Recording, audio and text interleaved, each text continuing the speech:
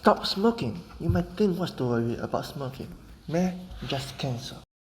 In fact, smoking has even resulted in a war, presenting the Opium Wars.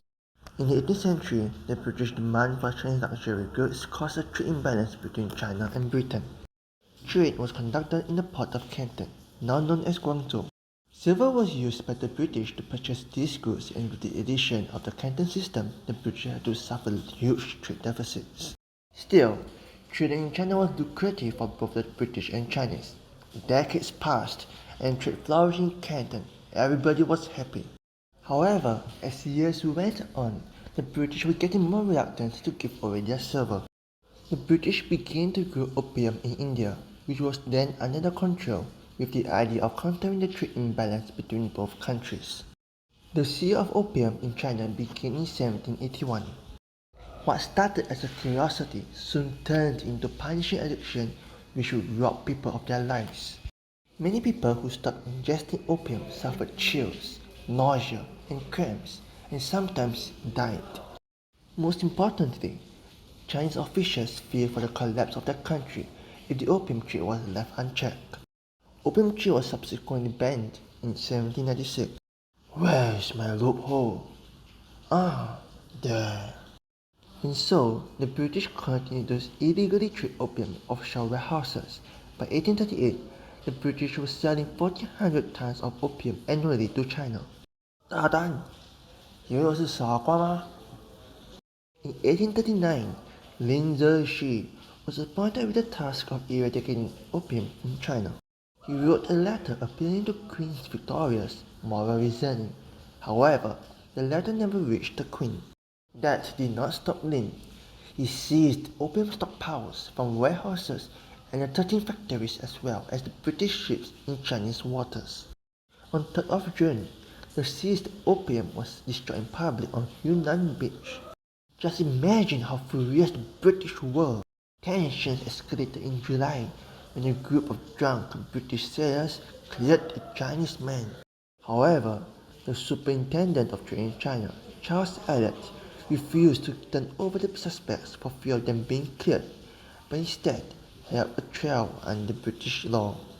Lin had no choice but to issue an edict preventing the sale of food to the British, hoping to force them to turn over the suspects. On 4th of September, Elliot was running low on supplies and sent 2 ships to purchase provisions.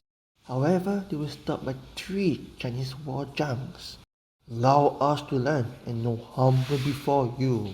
不行! And so, the First Opium War began. Nightfall ended the battle, and the Chinese withdrew, allowing Elliot to get the supplies he needed. Meanwhile in Britain, we should give the Chinese a taste of British supremacy. No, we have no right to do so. It's their home. No, don't argue. Let's just do what we are good at. 1st October 1839, war preparations thus began.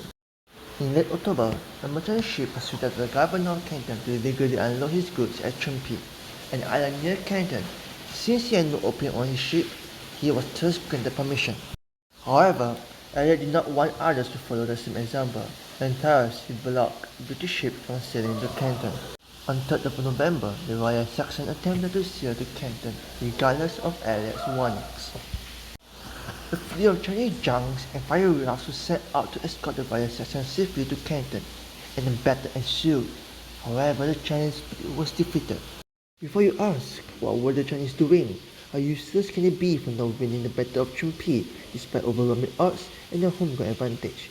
There are a few things to take note of. First, the British warships carried more guns than their opponents. Furthermore, the Chinese war junks were intended to use against pirates or equivalent vessels, and their speeds were a league behind the faster British ships. While the British soldiers were equipped with rifles with range of more than 200 meters, majority of the Chinese armies were equipped with more traditional weapons.